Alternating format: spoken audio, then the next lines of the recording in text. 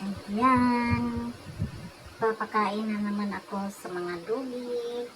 Yan. Pagtsagaan nyo munang panoorin kasi medyo madilim pa yan kasi madaling araw yan. Bago ako pumasok sa aking trabaho, dinaanan ko muna sila ng pagkain. Kaya yan, habang binibigay ko yung pagkain, yung isang kamay ko naman hinahanap ko pa yung isang cellphone ko para makakita ako ng ah, para ma-flashlightan ko sila kasi madilim.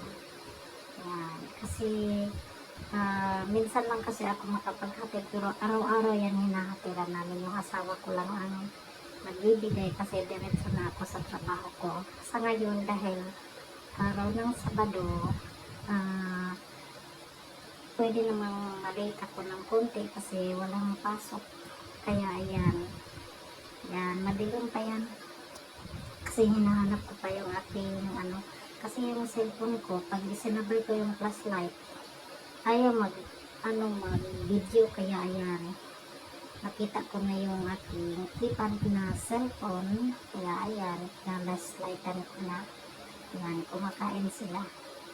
Yung maraming kuta, yan, 7 yan sila, sabi ng kapitbahay naman dati, kinuha daw niya yung 2, puro lalaki, kaya yung natitira 5 na babae.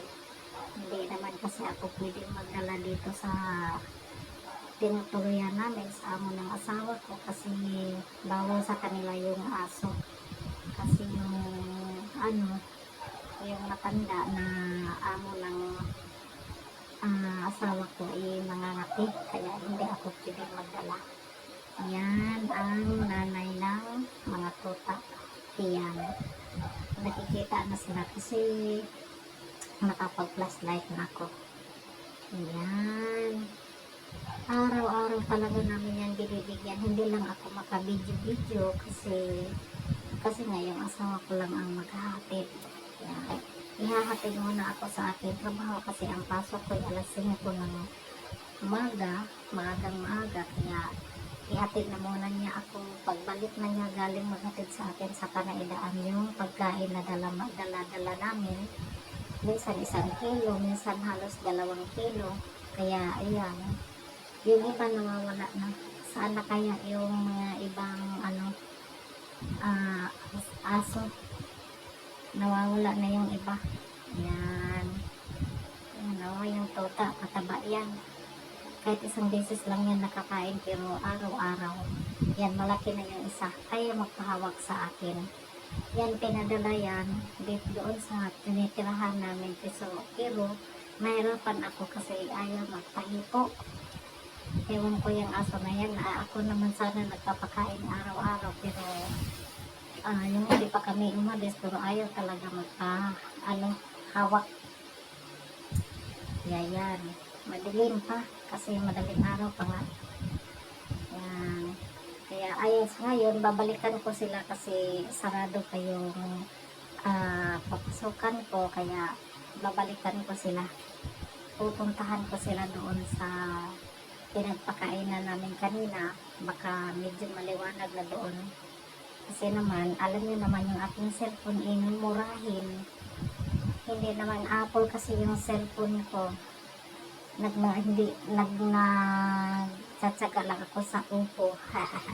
Hindi Apple kasi Oppo. Ayan, medyo maliwanag na baka pagdating ko doon sa may mga tuta, mga aso, baka makita ko na hindi kailangan ang flashlight.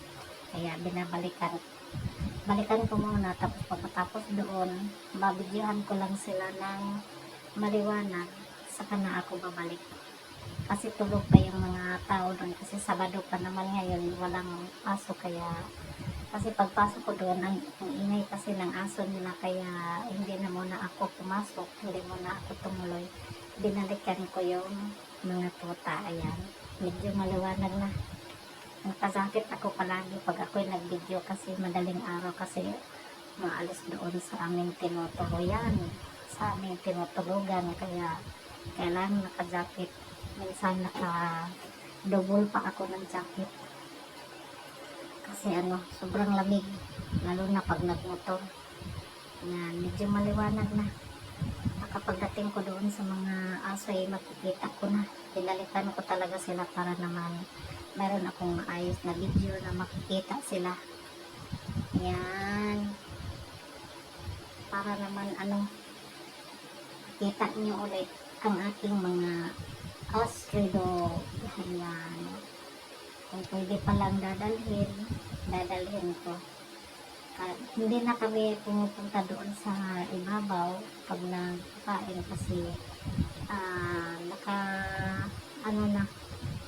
meron ng padir. Yan, tuwang-tuwa siya. Yan ang kinakain ko kanina. Yan, ang ingay-ingay yan. Naku, yan, ang ingay si Brownie. Ayan, ayaw magpahawak. Yan, ang mag-ina. Dalawa yun, nawala na yung isang anak niya. Ewan ko, hindi ko alam kung may kumuha. Mas maganda nga pag may kumuha. Ayan, kasi para maalagaan sila ng mabuti. Hindi ko alam kung may kumuha or namatay siya. Hindi ko lang alam. Yan, hoy, patabi. Kasi nasa kalsada kanina. Ayan, dyan kami nagpakain kanina. Kaya pinalitan ko sila para makita niya na yan ang mga tuta. Yan ang pinaglagyan namin na plastic. Pumasok yung isang tuta. Yan, si Whitey. Yan, napakain namin yan kahit hindi sa amin. Yan, Brownie. Ayaw magpahipo talaga yan si Brownie. Maganda sana yan kasi yung kulay niya talagang brown lahat. Walang halo. Hinila niya yung isang tuta. Ayan. 7 yan sila. 5 na lang daw kasi nagkita kami doon sa dati namin kapitbahay doon sa ibabaw. Sabi, kinuha daw na yung 2. Inadapda nila, mabuti naman. Ito gusto ko talaga sana dalhin niya. Pinapadala yan dito doon sa tinitirahan namin. Kaso ayaw magpahawak. Takot ako, baka makagat ako niyan. Ayan ang yung isang yan, bagong panganak pala yan. Hindi ko napansin yan, bagong panganak pala yan. Saan kaya yung anak niya? Hindi na kasi kami pwedeng umakyat doon sa taas, sa bandang taas kasi may nakapins na. Kaya ibig sabihin, hindi na kami pwedeng pumasok basta-basta. Baka matrespassing tayo. Ayan. At kung bago lang kayo sa aking YouTube channel, paki-like, share, and comment, and subscribe. At pindutin ang notification bell para updated ko kayo sa lahat ng aking mga panibagong video na upload. Ayan. Lucky. Brownie. Whitey. Ayan. Ayaw magpahawak. Laging ko sana ayaw magpahawak. Talaga ako baka mangagat. Ayan. Ayaw magpahawak na. Dati kasi nung yan maliit, kinakarga ko yan.